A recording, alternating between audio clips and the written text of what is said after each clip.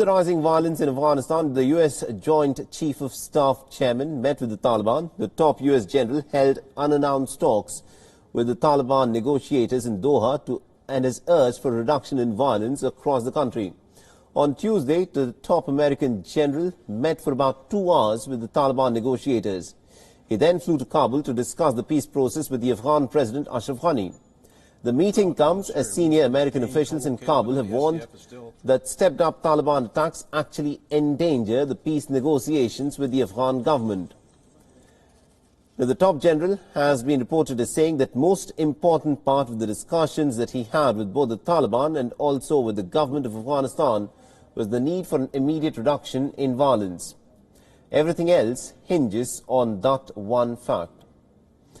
The Milley's meeting comes amidst a new drawdown of U.S. troops in Kabul. It was Milley's second unannounced meeting with the Taliban negotiating team. The first such meeting that the top American general had held was in the month of June.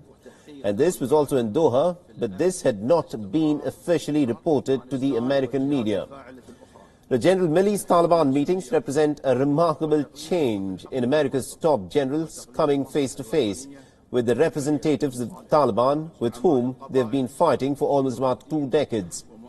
Remember, Taliban ruled Afghanistan for more than a decade until it was ousted 19 years ago, and since then the American troops have been battling the Taliban in an increasingly difficult insurgency that the Taliban has employed against them. In the Doha agreement that was signed by the United States and the Taliban, the Trump administration had agreed to withdraw from Afghanistan.